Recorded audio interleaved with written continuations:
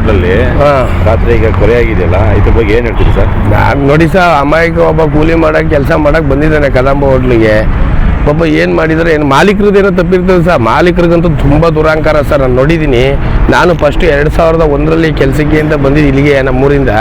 ಕೇರ್ಪೇಟೆದಲ್ಲ ಗದ್ದೆ ಹೊಸೂರಿಂದ ಬಂದಿದ್ದು ನಾವು. ಇವ್ರ ಹೆಸರು ಹೇಳಿದ್ರೆ ಭಾರಿ ಈಗ ದೊಡ್ಡ ವ್ಯಕ್ತಿಗಳು ಅಂತ ಬಂದೆ ನಾವು ಒಟ್ಟಿನಲ್ಲಿ ಕೆಲಸ ಮಾಡಿ 10 ದಿನ ಸರ್. ಒಂದೇ ಒಂದು ಗ್ಲಾಸ್ ಪೀಸು ಕೆಳಗೆ ಬಿದ್ದಿದ್ದು ಅಂತ ಹೇಳಿ ಎಗ್ರಿಸೋದ್ಬಿಟ್ಟ ಯಪ್ಪ ರಾಘವೇಂದ್ರ. ಅದೇ ರೀತಿ ಏನೋ ಆಗಿರ್ಬೋದೇನೋ, ಅವ್ರ ಮೇಲೆ ಜಿದ್ದಿರೋದಕ್ಕೆ ಏನಾರ ಬಂದು ಮಾಡಿರ್ಬೋದೇನೋ ಬೇರೆಯವರು ಅಂತ ತಿಳ್ಕೊಂಡಿದ್ದೀನಿ ನಾನು ಒಟ್ಟಿನಲ್ಲಿ. ಅವ್ರ ಮೇಲೆ ಜಿದ್ದಿಂದ ಮಾಡಿರ್ಬೋದು ಅಂತ ನಾನು ಅನ್ಕೊಂಡಿರೋದು. ಒಂದು ತನಿಖೆ ನಡೀತೈತೆ. ತನಿಖೆ ನಡೆದ ಮೇಲೆ ಡಿಪಾರ್ಟ್ಮೆಂಟ್ ಕಡೆಯಿಂದ ಏನು ಆನ್ಸರ್ ಬರ್ತದೋ ಗೊತ್ತಾಗುತ್ತೆ ಒಟ್ಟಿನಲ್ಲಿ. ಪಾಪ ಸುಮ್ಮನೆ 22 ವರ್ಷದ ಹುಡುಗ ಒಂದು ಏಜೆನ್ಸಿ ಕಡೆಯಿಂದ ಬಂದಿದ್ದು ಕೆಲಸಕ್ಕೆ. ಇವತ್ತು ಹಿಂಗಾಗಿದೆ ಅಂದರೆ ಕುಯ್ದುಬಿಟ್ಟವ್ರೇನ್ರಿ ಯಾವ ಲೆಕ್ಕ ಸರ್ ಅದು? ಹೋಟ್ಲು ಮಾಲೀಕರುಗಳು ಒಬ್ಬರು ಕಾಣಿಸ್ತಿಲ್ಲ ಸರ್. ಇಲ್ಲಿ ಓನರ್ಗಳು 4-5 ಜನ ಅಂತಂದಿದ್ದಾರೆ, ಒಬ್ಬರು ಕಾಣಿಸ್ತಾ ಇಲ್ಲ ನೋಡಿ.